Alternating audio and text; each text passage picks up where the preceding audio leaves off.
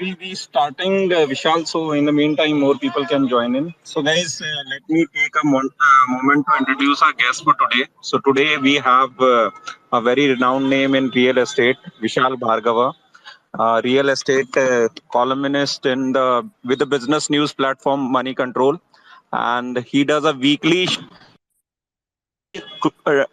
closely tracks Mumbai real estate at the ground level by visiting individual projects and interacting with wide spectrum of stakeholders. So, Vishal, a very warm welcome. I would request you to tell our attendees how it all started for you, how you developed interest so as to cover the real estate, and how had been your journey so far.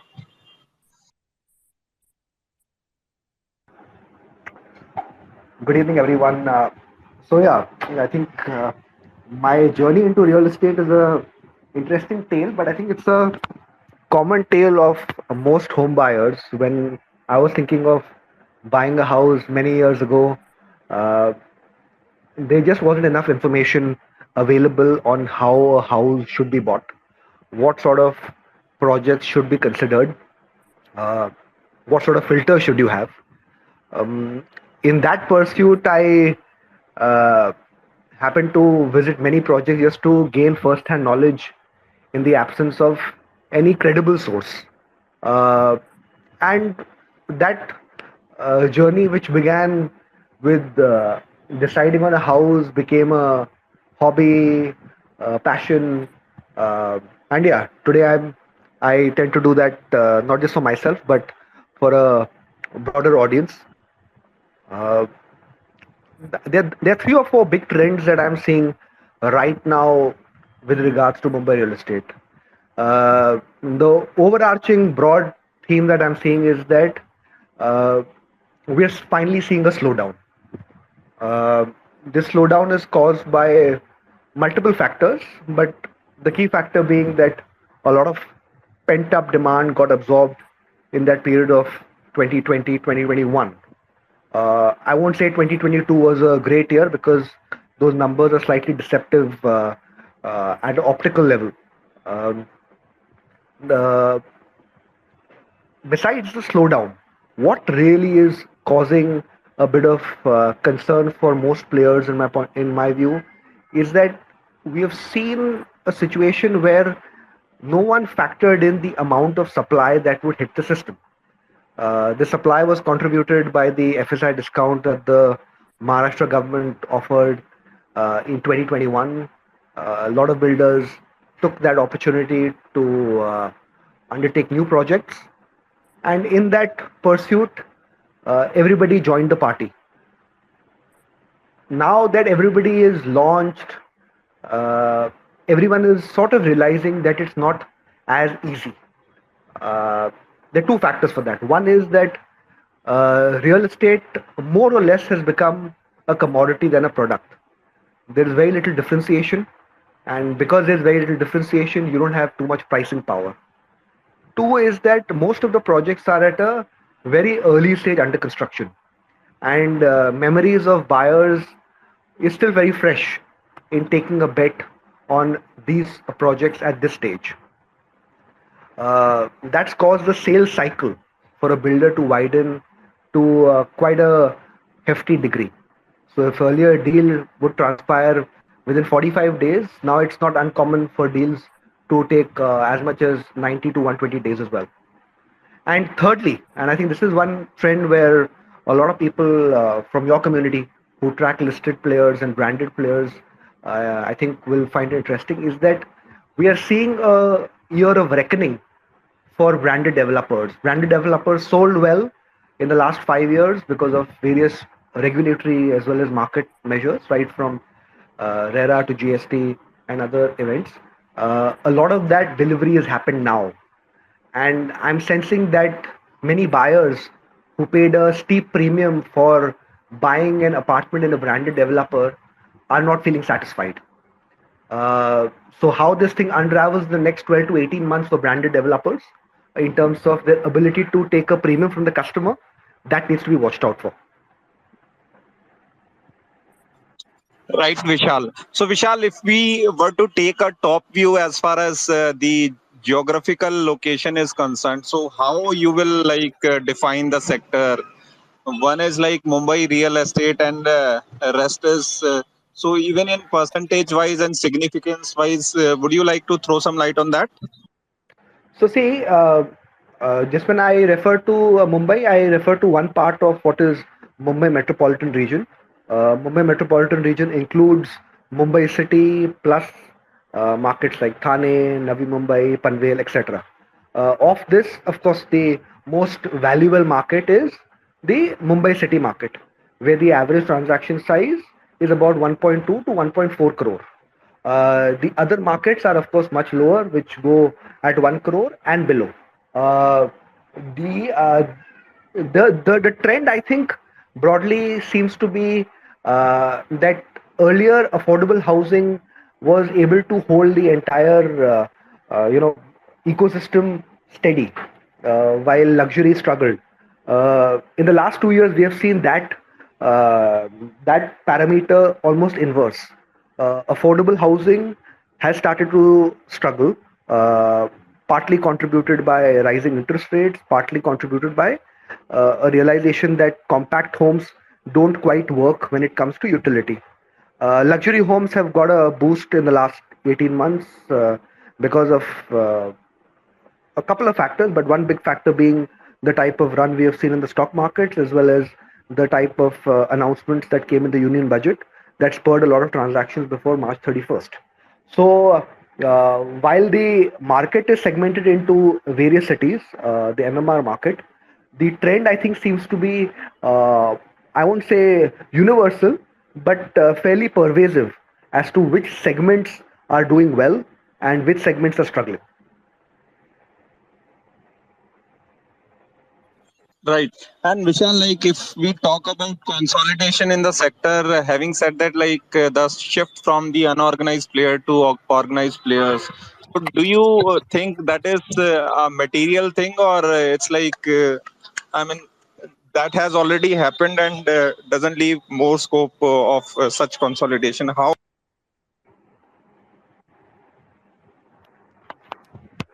Hello. Yeah, Vishal. Yeah, yeah. So I think consolidation. I think it's got a boost. Uh, Branded slash famous builders have gained disproportionately since 2016, though it's plateaued in the last 2 years. I think there are two or three things we need to be very careful when focusing too much on consolidation. Is that in markets like Mumbai City, big developers really cannot take too much of a stronghold because plot sizes in general are small, and in these plot sizes, big developers will just not see enough juice to invest their resources in. Because it's a redevelopment market at a broad level.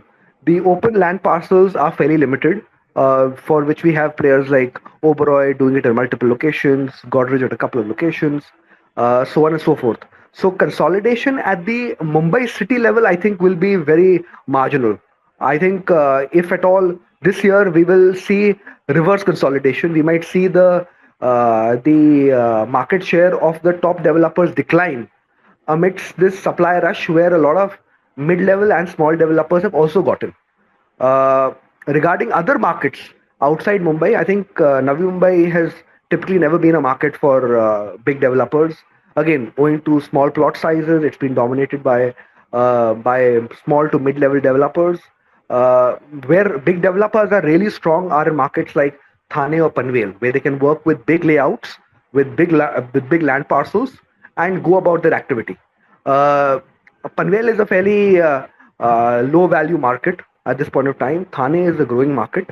So if I was to look at it at an overall level, when I segment these markets individually, I don't think for this year we will see market share gains for the top developers. If at all, we'll see a decline.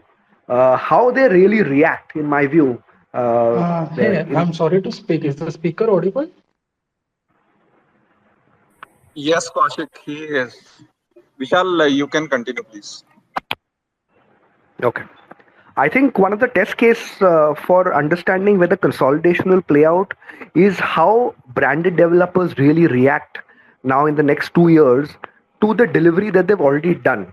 They had it easy because people wanted comfort in their home purchase. So many of them went to branded developers, paid a steep premium for it. Now at the stage of delivery, I'm not sure how many of them will be satisfied. So if branded developers can up their game, can lower expectations, then they may be on a strong footing for the next 5 to 10 years. But I think it depends a lot on how branded developers behave in the next 2 years with regards to customer expectation and their own delivery.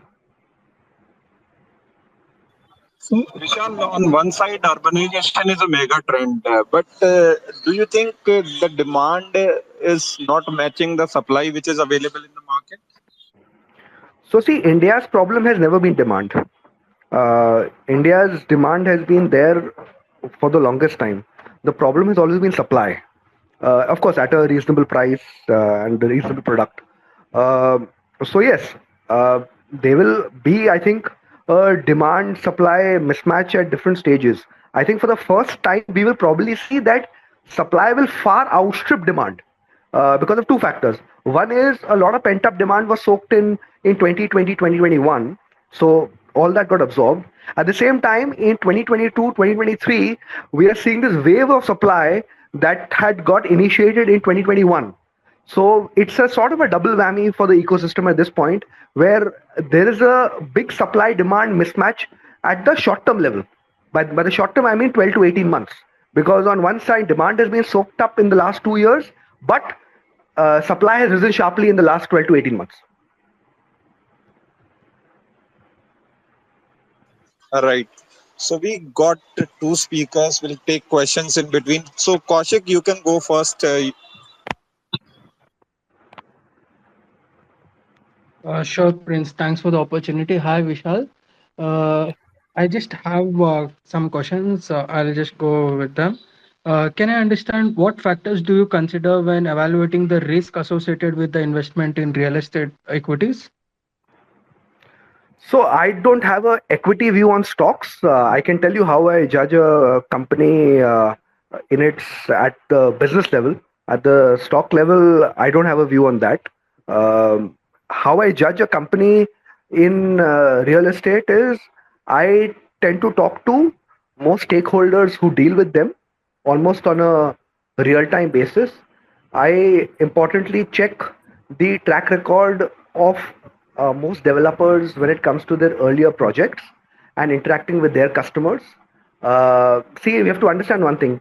Not all branded developers are good, but at the same time, not all unbranded developers are bad. Some branded developers are take a have a disproportionate advantage to their ability, while there are many unbranded developers who don't get their due in the short term. So it's important to be open to all sorts of developers, what they can offer, what they can't offer. In the listed space, there aren't too many of them, but each one has their own strength. Godrej's strength is clear. He promises delivery, spread out across a wide array of markets. Oberoi's positioning is clear. Limited land parcels, but big land parcels. Focuses on his product and taking a steep premium for it. Lodha is a scale machine across the board. Different products. You can't really place Lodha in any particular segment. But yeah, for like all these names that I'm mentioning, each of them has good projects in their kitty. Each of them has bad ones. So while so one can't take a definitive view that if a developer A is doing a project, he deserves to be contemplated, while at the same time developer B, who may not be the most well-known person, he needs to not be considered.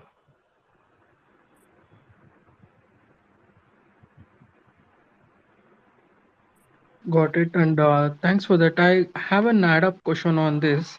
It's like the financials of those real estate companies come to the P&L statement later. and it actually hits onto the balance sheet in the first. So how do you assess and how do you actually prepare all the three statements if needed for the companies? So honestly, I don't prepare financial statements of the company myself. I monitor as and when any big event takes place on their numbers. You're right on the fact that there is often a mismatch between the recognition of the numbers versus the actual realization. But then those are anyway now uniform. The data points I tend to look at are the type of bookings that they do, what pricing they do it at, to figure out what sort of trend is really taking place in the market.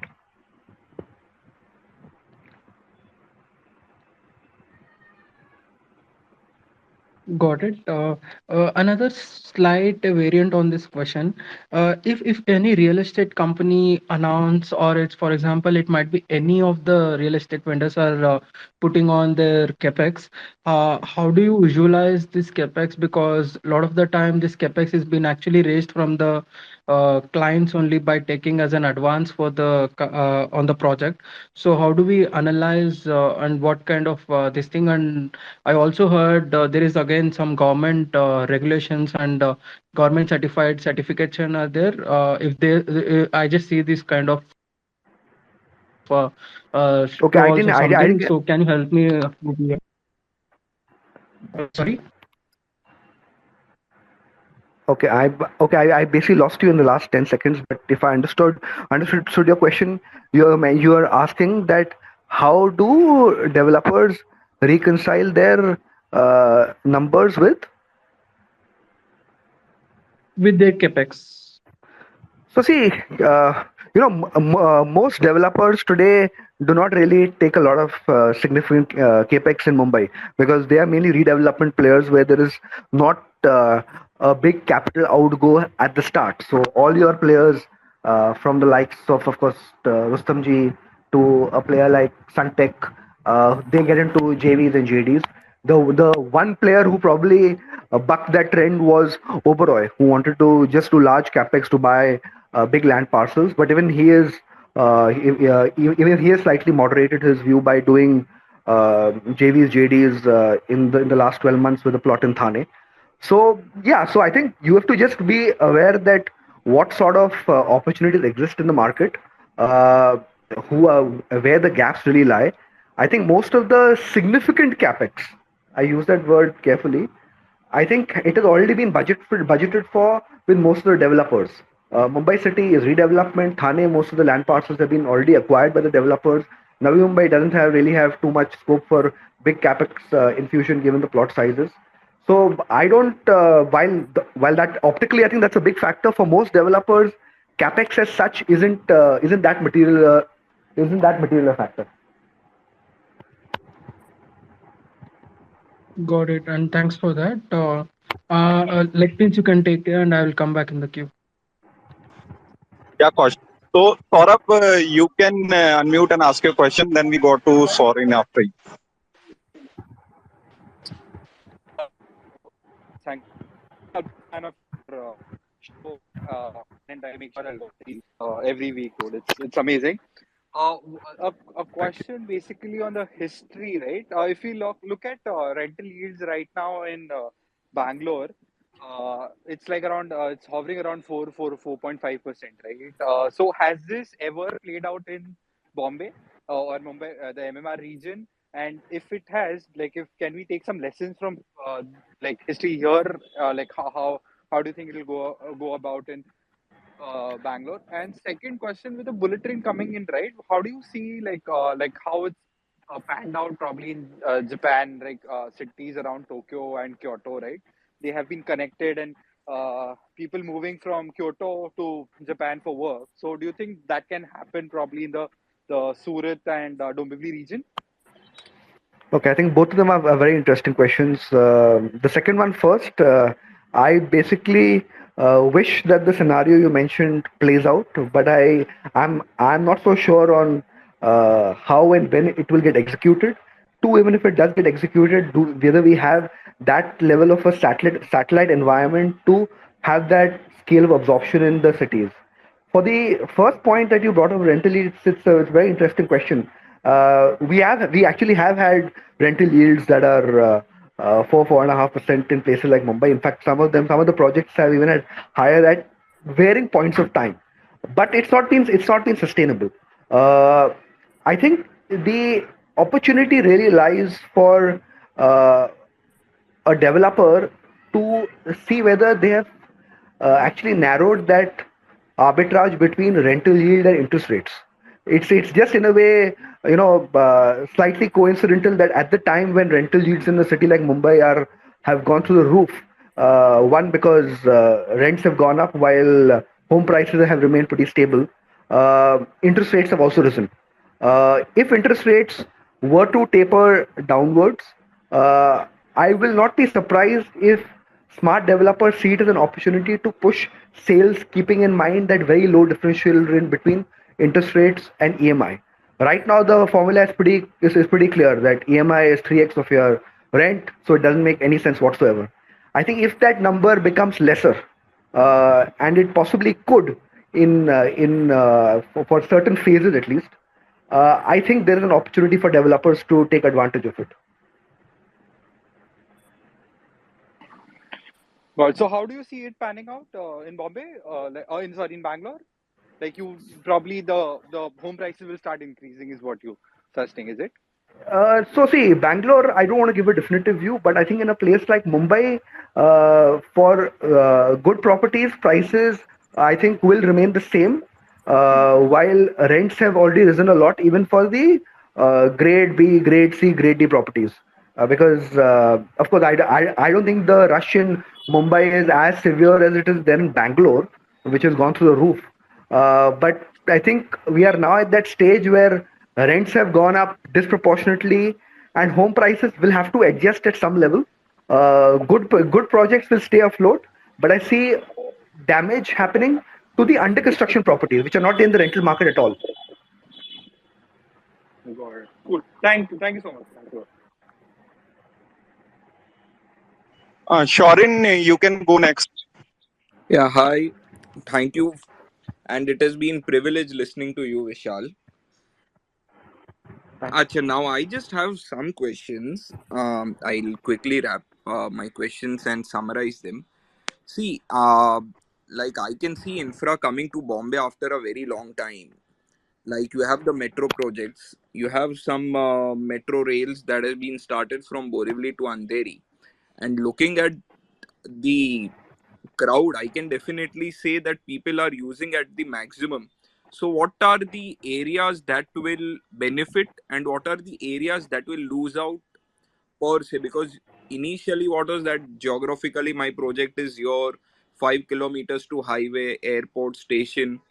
Will this impact come into the geographically located areas? So, it's a very interesting question, and I think it's a phenomenon that actually has uh, started unraveling, I think, for the last 5 6 years. That location, in a way, has stopped mattering. People now, every market has its premium project. Unlike earlier, where say a South Bombay Pedder Road project, all of them would be at a high price, while something at Andheri Borivali would be at a steep discount. Now it's not uncommon to see scenarios where a project price of in Borivali is almost the same as that of Pedder Road. With the infrastructure question that you mentioned, I think it's one of the events that we'll have to monitor. But I suspect that it will further accelerate the trend of location being indifferent in terms of prices. A good builder in an average location will be able to charge the same price that a bad builder in a prime location. So I see infrastructure providing this normalization of prices across Mumbai. Some pockets may gain here and there disproportionately, but overall at a city level, I think we will see this phase where all areas will have a similar level of price. We will not see that variance where one location will have prices which are 3x or 4x of others. All of them will be probably in a fairly narrow range. Okay, correct. So it won't be like New York that is facing downtown and midtown, and then you have the suburbs that have great difference in the rates.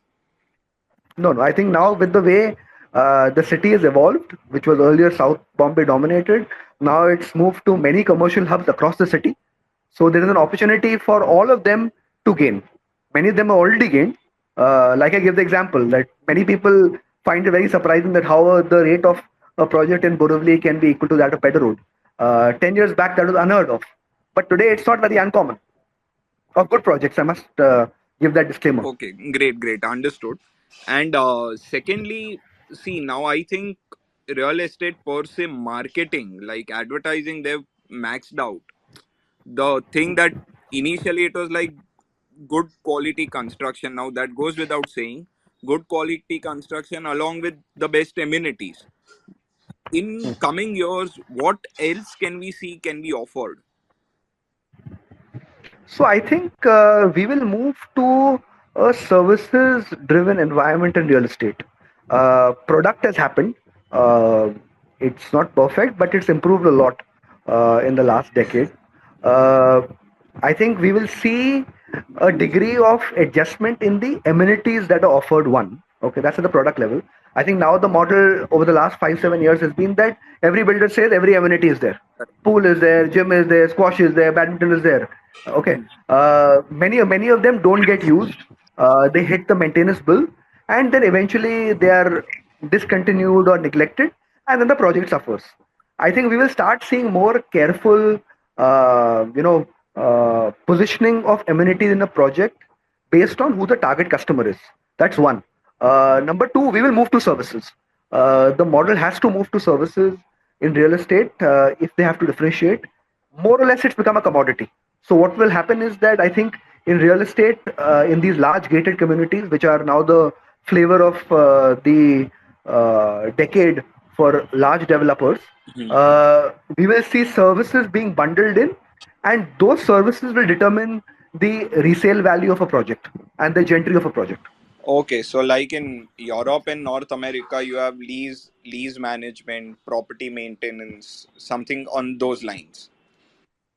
Yeah. So I think those I think will definitely happen. Those are already happening. I think I'm thinking of say factors where after a couple of years, while we have amenities, the gym and all those things, when we move to different sorts of products, we might even have uh, you know a gymkhana type restaurant. Ah, Okay, which actually ensures that the kitchen size of the apartment can be made smaller because families would not be cooking a lot, but they would be ordering, which would be homemade food built within the gated community.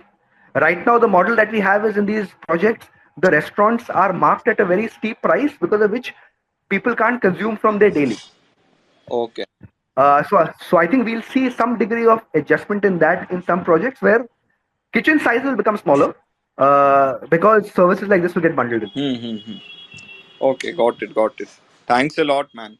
Thank you for hosting Thank us. you. Yeah. Okay, yeah. Thank you, Saran. So, Vinod ji, you can unmute and keep your question to Vishal. Good evening, sir, and thank you for giving me opportunity. I happened to come to this space by an accident. I was just crawling about, but I have interest in real estate at present. I will just introduce that I have decided to become a Maharera certificate of competence agent, and I have completed my certification of training by Naredco Remi, and I'm waiting for the examination to happen for certificate of competence. So I would be Congratulations. happy if somebody can guide me how to, enroll myself as an estate agent with the primary developers and how to get generate some business for myself. Thank you, sir. Okay. So that's a sort of an unexpected question. So I think I'm glad to hear you've gone through the process of certification. Uh, in one of the previous questions, somebody mentioned that marketing has pretty much played its course. Uh, while marketing may have, I think one segment that has not played its course at all is the intermediary game. That's the brokers. I mean, you can call them brokers, channel partners, property consultants, so on and so forth. Broadly, their job description and their skill sets is pretty much the same. I think there's a big opportunity in that of brokers upgrading their game, of not just being, connectors between a builder and a customer, where the builder then takes it forward from there. Uh, I'll be delighted, sir. I didn't catch your name. To see that people like you, if you've gone through the process, are keen to do it, are keen to actually become the type of broker that the industry needs, rather than just the blanket WhatsApper and hounding the customer to come to the site for a site visit. Uh, if you have gone through this and if you run your course, I'm fairly certain there is a big untapped opportunity which builders would like to take advantage of with skilled brokers. So I wish you all the best for it. Any help if you need from my side, Prince has my number. I would be more than happy to help you. Thank you, sir. I'm obliged with your answer and your support. Thank you. Thanks, Vinodji. So next is Umesh. Umeshji, you can unmute and keep your question. Thank you, Prince, and thank you, Vishal. It was nice hearing your opinions. I just wanted to know that is there any kind of a rating agency which rates the builders on the basis of their performance? I'm an independent rating agency which is reliably doing it on a particular city basis or all India basis. So Crystal does that. They have different levels of ratings for select developers based on various metrics. Uh, of course, I'd been following it for a while, but it only struck me when I saw one recent ad of Prestige, where they started announcing that they are the only DAAA one builder in India, by Crystal. So that's how it also registered with me that it's still on. But I basically know Crystal has been doing it for quite some time. I don't know whether how well it's followed and how thorough it is. I don't have a view on that. But yeah, that pattern exists. At a qualitative level, I do some blogs of mine, which are not exactly rating agencies, but they are more like, I think movie reviews are of like how movie reviews are, but they're of individual projects.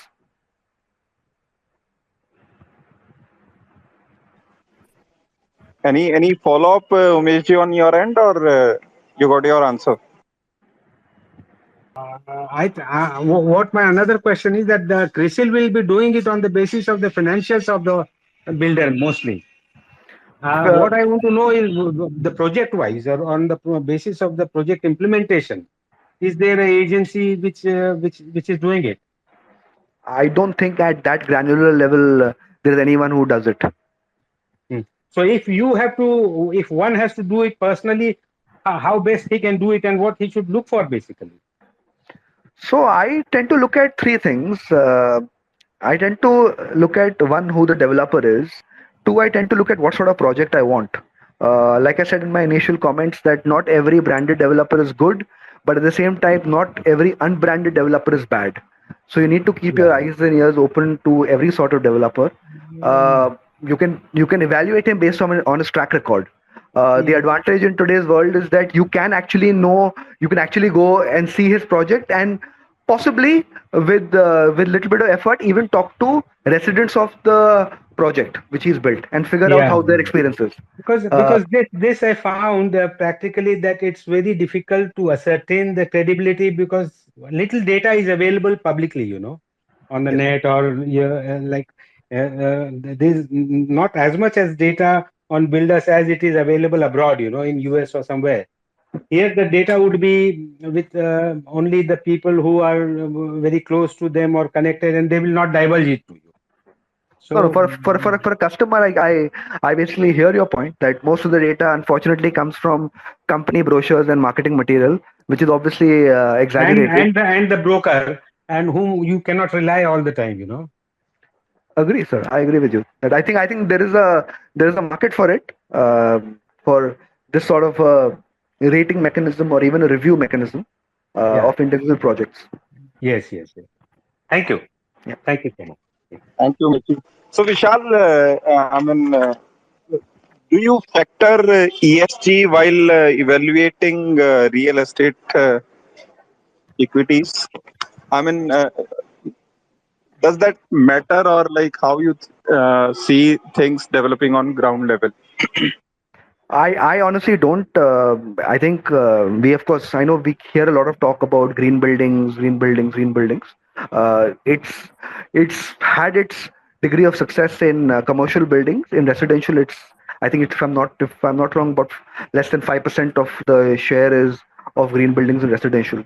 So I don't look at those parameters. I think, in fairness, most of India's real estate residential industry is far from being evolved to even think about factors like ESG. We have to get the basics right. That is in terms of executing the product, selling it, delivery timelines. I think once we cross that, it will be fair to expect developers to think of deeper and higher milestones. Right. So, I mean, a very plain and simple question, Vishal. So, those who are like, not tracked the sector previously, or maybe new to the market. So, what would be your advice as far as real estate investments are concerned? And being an expert, what challenges you face? So, would be great if you apprise that. So, uh, my sense talking to a lot of people from their stock market community is that everybody wants to have exposure to real estate, but they don't trust the builder, so they bet on the builder through other sectors, be it from the home loan side or the building ancillary side.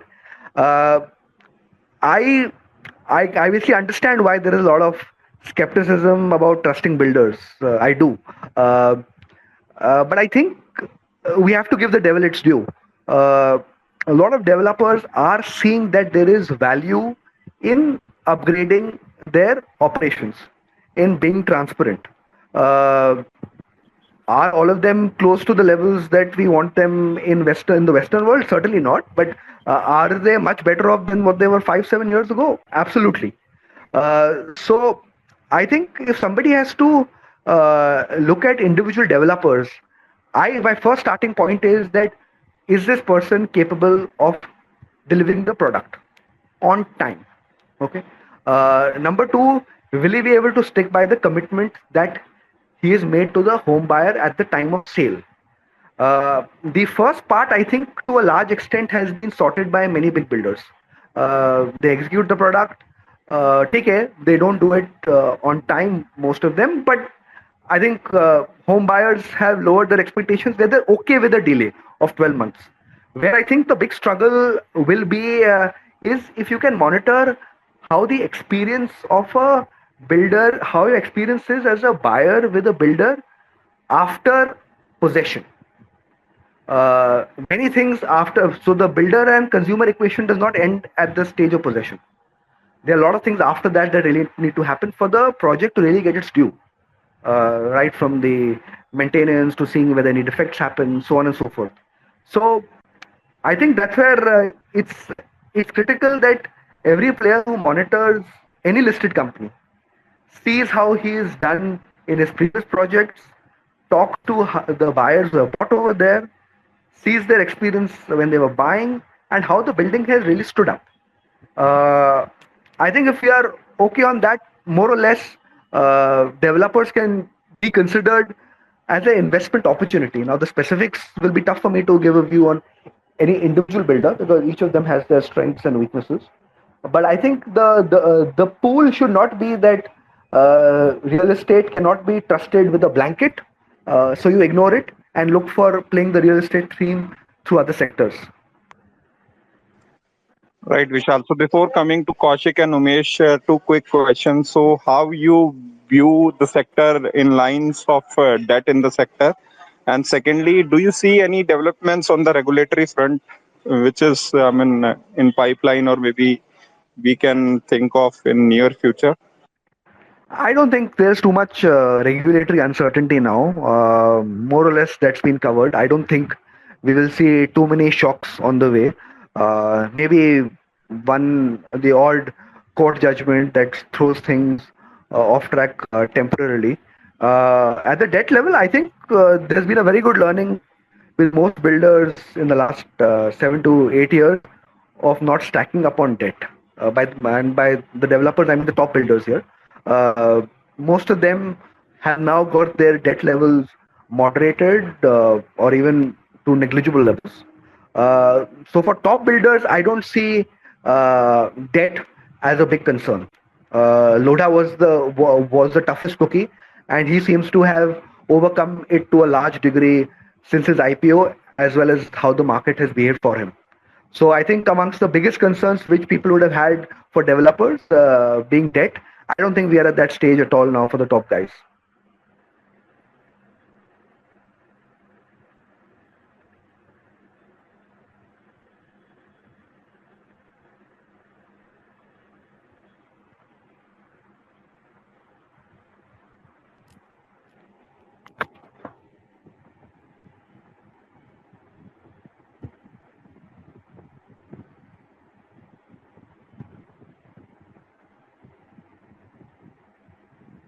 Can you hear me, Yeah, Vishal. Prince? Yeah, I think I lost you there.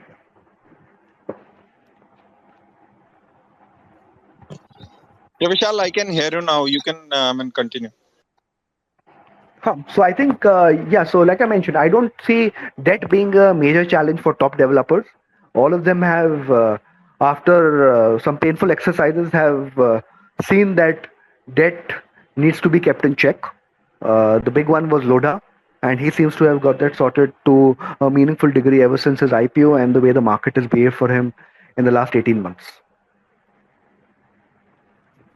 All right. So, Kaushik, you can go next, and then we go to Sanjeev and M Watch. Sure. Thanks, friends. Hi, Vishal. I just wanted to understand if we are not able to take a direct part in the real estate growth, and if we are looking for a regular kind of income, I think REITs has been one of the best options. So, if I wanted to choose the REITs, what could be my analysis, or what should I even think about before I get into this space? Honestly, this is a space I have not looked at it deeply to give a view. I track it passively, so on this I'll have to pass because I don't want to give a view on something for which I don't have a clear-headed view on which ones to look at. That's fair, and thanks for that. If not how about an ancillary sectors for real estate? How do I look at them? If something that you can put a light on me. So see, I think many of the players in the ancillary side are unfortunately not listed. Otherwise, the ecosystem is so wide that there would have been opportunities, right, from something like glass, where say players like whatever Saint Gobain seem to be taking a strong position. I'm not sure if they are listed. I don't think they are. But the opportunity mainly, I think, comes through the conventional ways, through lenders, for players who are in the spaces like tiles, etc. I think there's an opportunity to look at that. Who is really gaining and who is not gaining. Uh, Ceramics and also, yeah, the ecosystem is wide. I just don't know how many of them are actually listed for players like you to take an indirect position on the real estate sector. Right, Vishal. So, moving on to next speaker, Sanjeev. Sanjeev, you can quickly unmute and ask your question. And a small request to all the speakers: please make your questions crisp and to the point, so that we can take all the questions. Yeah, Sanjeev. Hi Vishal, Sanjeev here from the branding team of Housefly. So my question is, like today Smriti Rani asked Redeye to promote first generation female developers. So how do you see this thing coming, and why there are like no female developers in the industry? So it's an interesting comment from the minister. Uh, yeah, she's right. There aren't too many, or probably there isn't a single first generation female developer. I think it's part of the reason is that how the real estate ecosystem itself is. That it's quite messy and complex, where even families don't want women to be involved in a sector like that. Uh, I do think that there is an opportunity for women to reimagine real estate. I think right now, with the way we have looked at real estate, it's mainly through the lens of uh, male promoters as well as marketing agencies. That जो बिक रहा है, ऐसा बना दो. Emphasis on layout has not been as efficient. By just by layout, I don't mean the size of the apartment. Layout means the efficiency inside the apartment. I think women can play a key role in reimagining how a project or an apartment can be designed. Uh, Whether it will happen, not happen, your guess is as good as mine. Uh, I've had the opportunity to speak to a few second generation female developers. Uh, it's wrong for me to give a view on either side, whether it's good or bad. But then I do see that they have a different viewpoint to how a project should be designed, and I think that in itself is refreshing enough for us to hope that at some point we will see the emergence of many female developers. Thanks, Sanjeev, for your question. M-Watch, you can unmute. Thanks, Okay. Vishal. Sorry? Thank you, Vishal. I love your work. Thank, Thank you. Thank yeah, you. M-Watch. Yeah. Hi. Thanks. So I just want to take a view on how the mall leasing business would be evolving over the future. Recently, we have been hearing there have been large projects coming up, which probably would be Asia's largest mall. Similar thing would we can expect happening in future, and with the leasing business, how that's going to evolve over the period. Okay. Honestly, on this, I don't have a view on this on the mall space as well. It's again a space I track passively, and I'll rather not comment on it with inadequate perspective and research. Okay. Thanks. So next is Sanjay ji. Sanjay ji, quickly unmute and ask your question. Yeah, good evening, Vishal sir. My question is, how safe is buying properties from bank auctions which are under physical possession under Surface Act? So it's well, I won't recommend it to my friends. I'll put it that way. I know many of the deals appear quite sweet. Um, the auction process has certainly been has become more transparent over the years. But just the nature uh, of a litigated property that can come to bite you. Uh, just for that reason, I will not recommend a friend of mine to go for these sort of properties because, however good a deal, if things have to go wrong in real estate, it just takes one small thing for a big asset value to get hurt. Even if it's in physical possession under Surface Act? Even if it's in physical possession. Okay, thank you. Mayank, you can unmute and keep your question. Thanks. Hi, Vishal. I have two questions. One is, do you also track the property technology or prop tech space? And if so, what's your views on that one?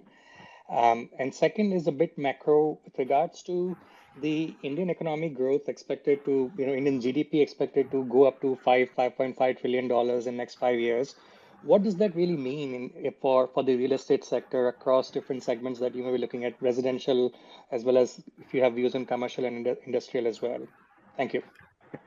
So your first point on prop tech, I look at it. I think it's still a very nascent space for in the evolution of that sector. Many of the listing websites, I think, positioned themselves as prop tech, and I don't know whether if that was an accurate representation of what they were. I think we're seeing some degree of change happening there. I think there is a lot of opportunity in that. I think the industry is ready for technology to play a much wider role, be it from how property is sold to how it is viewed, to something as simple as transactions. There are players like on the data front, of course, the data analytics. There are players like Zapkey and CRE Matrix. On the evaluation, there are some Bangalore players that have moved ahead. So I think it's a space that prop tech can definitely grow. We have to monitor the activity that's going on. It's still at a very nascent stage. So I think if anybody has fears that they missed the bus, I think there'll be a lot of opportunity ahead. Second was regarding the GDP question. Uh, Yeah. you know, India's GDP will grow well.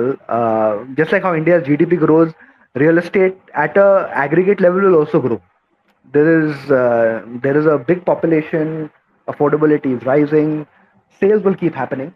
Uh, the key monitorable for me is that whether the people that buy these apartments, how do they really get it? Because it just takes a few projects for sentiment to get totally psyched out. Uh, I don't think we'll see a situation like how we saw in Noida, which was rotten to the core. But I do see that once this scenario of many developers defaulting happens, then suddenly the ecosystem tends to get squeezed. Even the players who otherwise were not vulnerable become vulnerable. So yeah, at an aggregate level, things will move well. Some big developers, some small developers will do well. I'm looking forward to seeing if there are some small guys who really break out, because I think that will ensure that the industry remains dynamic. If there's somebody who bucks the trend, does something different, right at the product level to the marketing level to anything. Uh, so I think those are the monitorables I will look at. So aggregate level, I think it's fair to be optimistic. How it turns out at the individual level, that really is the big challenge. Thanks. Thanks, Mayank. So, Perry Mistry, you can quickly unmute and ask your question, please.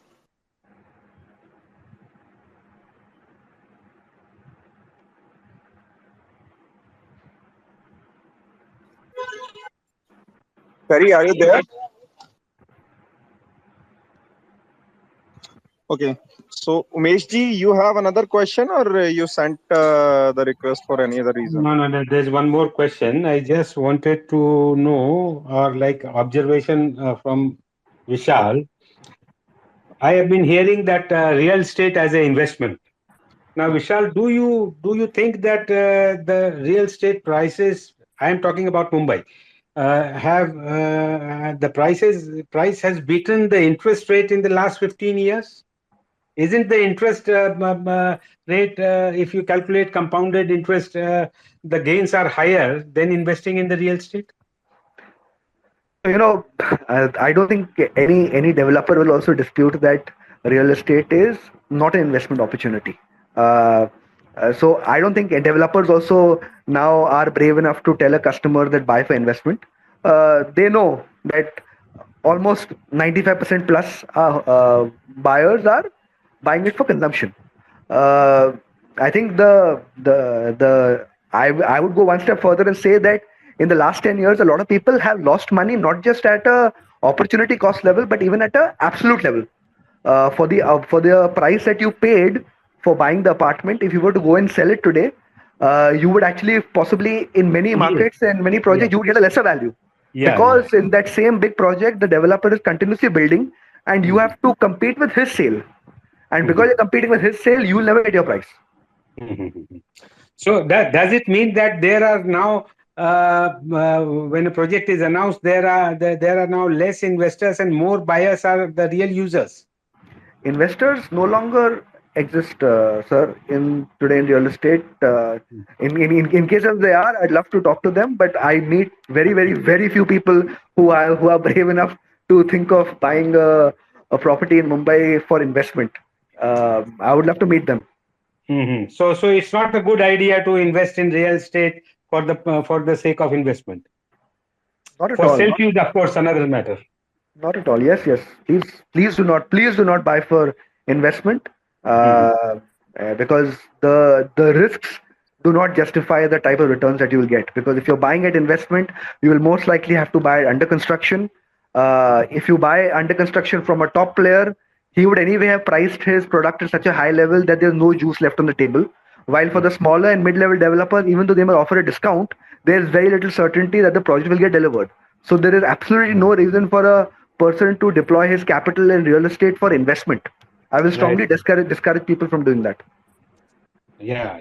Thank you. Thank you. Thank you, Umeshji. So one last call for our attendees. Just in case any question on your part, please send in a quick request. I'll approve and you can take your question to Vishal.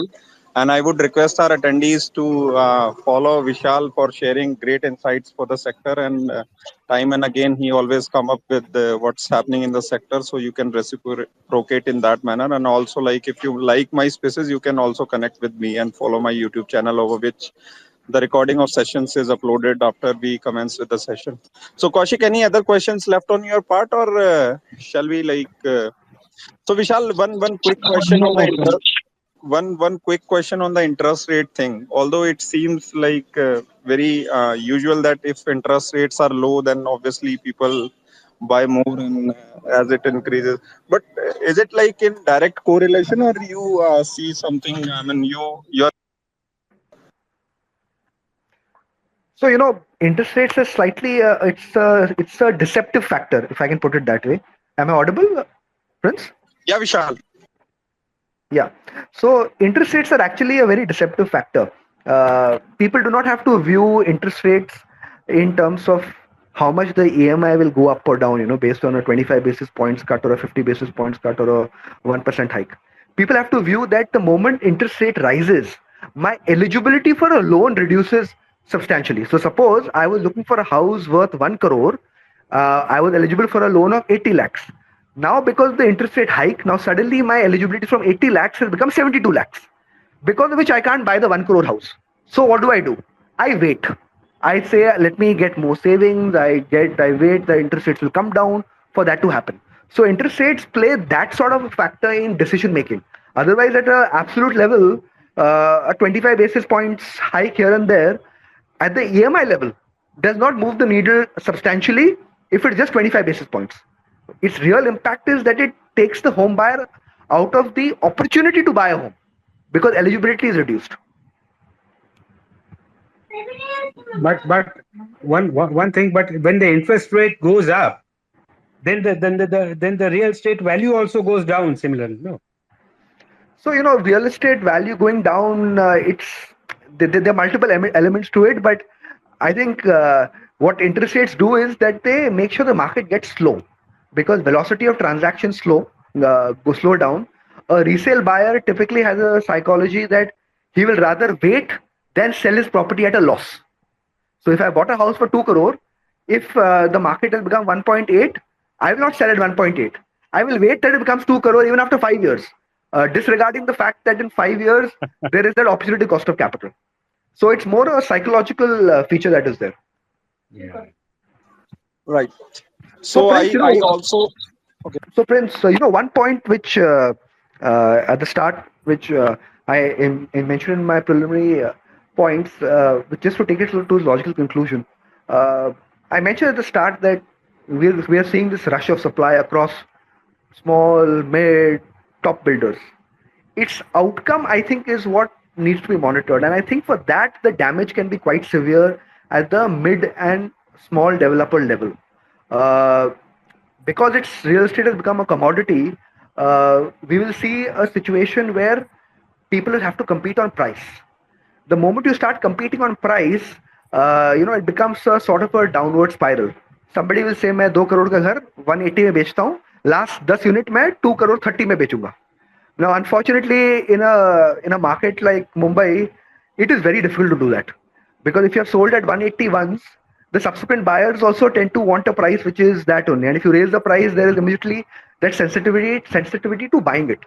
So I think what we will see because of this price battle, we will see a lot of projects get stalled. We will see many of the guys who re-entered the market in this euphoria take up multiple projects, not be able to deliver or delay indefinitely.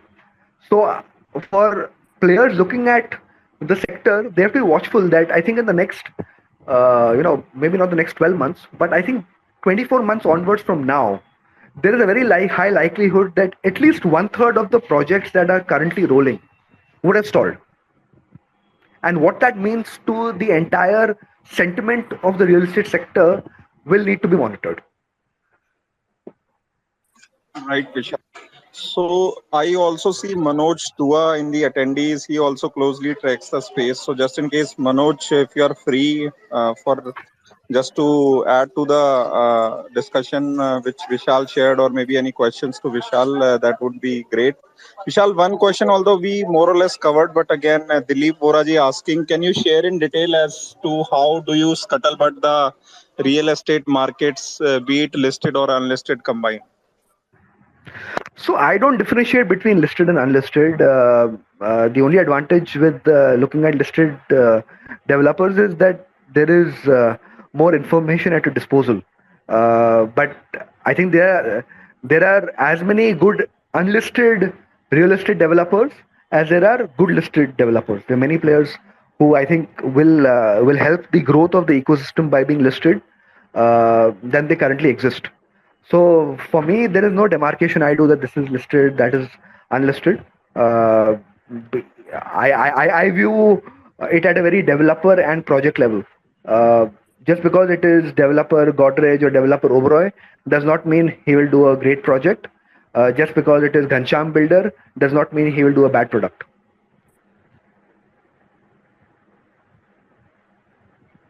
Right, Vishal.